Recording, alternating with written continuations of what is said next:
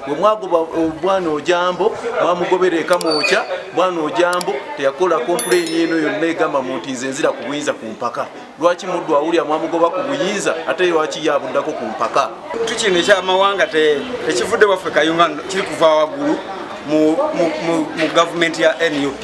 kubanga erowooza okuzimbira ku musingi ku Buganda. Lwaki twagezaako nnyo ffe ab'Ekayunga tugambe nti Kayunga tufune nga NUP tufune coordinator tusobole okuva wano ab'Ekayunga tugende Tololo oba Busoga nga tusobole okukwanyaganya abantu abakulembeze abamu abatweyongerako era tusobole okumanyagana okwetoola eggwanga nga tulwanyisa obukulembeze obwo. N'ekyo tebabadde kikola naye akavuyo akali mu NUP wano naddala Ekayunga tetumanyi we tugenda atambula. Ffe abantu abamu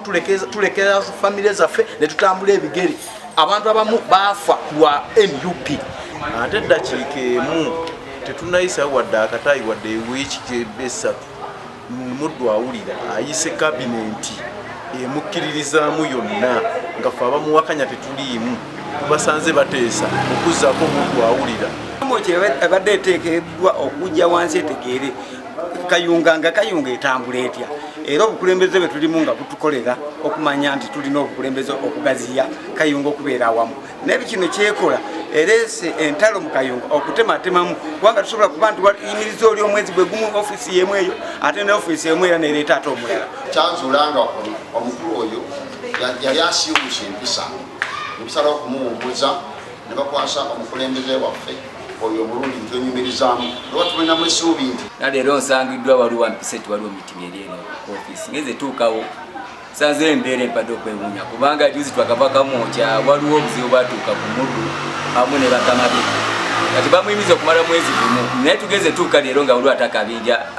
kaleese kagezaako okumuteekateeka kamenyewo ebyaliwo luli Nabatanzi nga bye yamugamba naye ekizibu ekiriwo kye kimu tusanze obuzibu ne Kayunga ono okulabika nga enteekateeka ebyobufuzi etambula mawanga kubanga nze ngeza kugamba ku Muddu ate kino kijja kitya n'angamba owange kino kintu kyammwe nze ndi musajja mujaapu kakati andaze ti kintu kyabwe era ye pulezidenti amukubira era Nyanzi yamuwadde obuyinza naye njagala kutegeeza Nyanzi wuliriza gwe walonda Nabatanzi yatulonda obuvunaanyizibwa bwonna obugenda mu maaso on ground twandibadde ndowooza nti badde bitambula mitendera naye Muddu yaliwo okulwokuba Nyanzi gwe mukama we gwe kyosazeewo gwe kyosalawo tewali ate asobola okuwakanya sigaana mukulu Nyanzi watugamba ogobaganya muwonge ssebo taata naye buli tutayiza muwonge ate omuwonge abasajja bo babeera nabo nga nabukeera juzi twagoba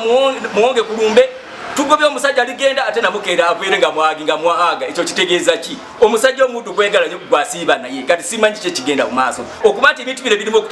mu mawanga balimu amawanga ddala engeri y'amawanga omusajja Muddu yakuba juzi Ojambo wala oluyi Ojambo namugamba okubira kino amugamba yamukolewera so okulya nga Muddu ayogera mu Luganda mu Luzungu yamubuuza owaayo oli Muganda ati ebintu by'okusosola ebyekisiru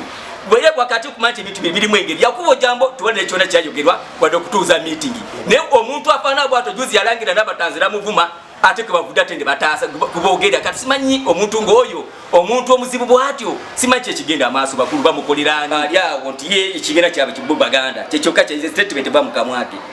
ono Kayunga sebe muyunge amawanga amangi ate njagala kugamba Abaganda si basinga obungi wana ate ebintu bye si bya mawanga tulonya mutwe gw'omuntu n'obuntu bulamu tugeza kunyola ekibiina tuli mobilization tuli bantu 15 abantu 10 twawandikira Nabatanzi nga tumugamba omusajja ekolenga bweri Nabatanzi nasooka gaana juzi bamala okutabuka byabe lwa ssente era we yalaba Muddu ndamuvumavuma kati omuntu asobola okutabukira ssente okuvuma mukama we oyo omuntu omusiga otya juzi yetaagala babaka ng'atakwatagana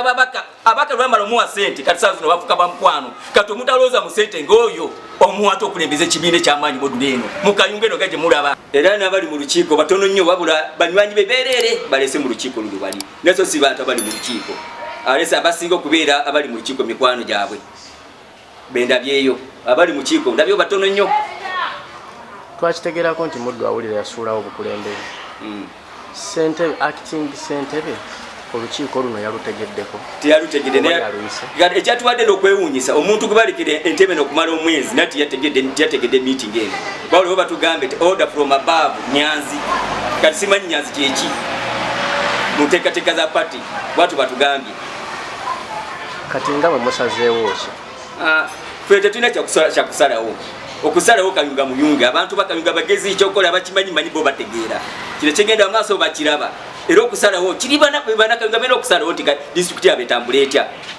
balina okumanya ekyo esobola salawo wabula banakayunga balaba kigenda maaso ensi ekiraba. Ekisinza okunnuma kakiiko kaffe oba ku bintu ebikolebwa twafunako okumanyisibwa mu nti Muddu Awulira twateekawo akakiiko kakkunga ne tutuula ku Resort Beach nga tugenda kwegayaamu ng'ekibiina. Ekibiina Nabatanzi n'atajja. Nabatanzi dakiika emu n'afuna obukyankalamu ne mukulu kyamaani Muddu Awulira. Nabatanzi n'ayimiriza Muddu Awulira ku bwa ssentebe. Ate dakiika emu tetunayisawo wadde akataayi wadde ewiiki essatu Muddu Awulira ayise kabinenti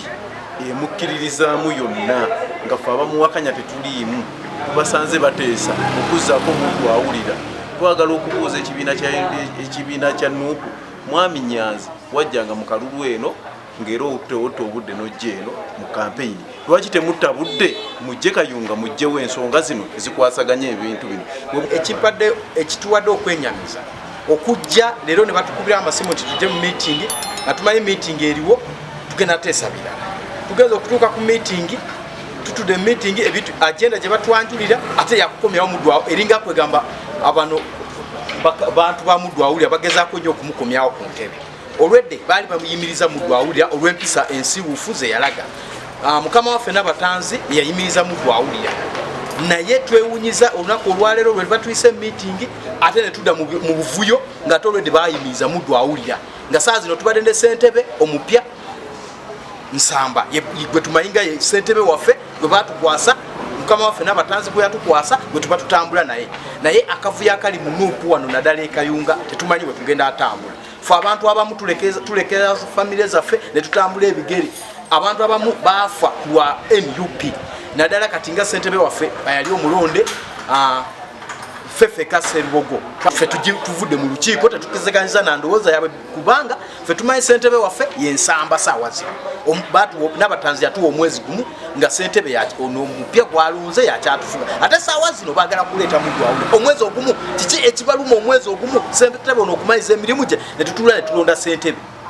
Kamwokya yajja nefuna okufuna olukusa n'okukyusakyusa mu bukulembeze bw'e Kayunga neteekawo ebbanga lya mwezi mulamba tusobole okugumingiza n'okumanya omukulembeze oyo gwe bataddewo mu kaseera ako n'ekitumazeemu nnyo amaanyi ate nga tufunye amasemu agatuyita okujja okugoberera obukulembeze obukadde. So entalo zino zendabye ziri mu Kayunga tezijja kuyisa kibiina kino obukulembeze. Embeera gye twali baddeko nga tulwanira ey'okujjako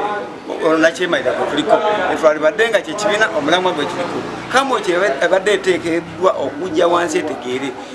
Kayunga nga Kayunga etambula etya era obukulembeze bwe tulimu nga butukolera okumanya nti tulina obukulembeze okugaziya Kayunga okubeera awamu. Naye kino kyekola erese entalo mu Kayunga okutematemamu kubanga tusobola kuba nti wayimiriza oli omwezi gwe gumu ofiisi yemu eyo ate ne ofiisi yemu era nereeta ate omulala mu kaseera ke kamu aka buli omu nemuwa olukusa. So kimenya amateeka mu bukulembeze. Mbadde nteesanga NUP ekozesa ekintu ekituufu mu mulamwa gwakyo okumanya nti obukulembeze bugendera ku mitendera. Kayunga nga Kayunga twononeddwa okusinziira ku makubo agatambulamu abantu kubanga besigamye nnyo ku mawanga. Nze mukulaba okwange besigamye nnyo ku ggwanga ery'Omuganda kubanga batunulanga nze omugwira nembeera nga alina omulamwa gw'ekibiina ate baba tebakikola. So ekyo mbadde ndabula Kamwokya esobole okutunda okuzimba Kayunga ng'ezimba Kayunga ku musingi gwa NUP so si ggwanga. Abaagala okulayika nga bawamba obukulembeze oba obuvunaanyizibwa oluvannyuma lw'okuggyibwa mu ntebe okubeera nga ate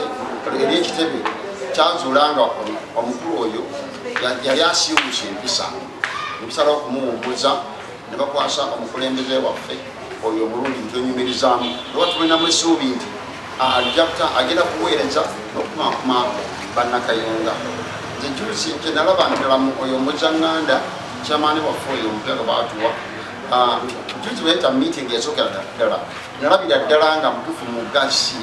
nalaba abantu bonna abaali baweddemu amaanyi n'obukulembeze obwaliwo obufu nga batandise okudda nga batandise okukomawo n'ensanyuka nnyo ali nenfiira omulanga bakama baffe nti banywerere kye basalawo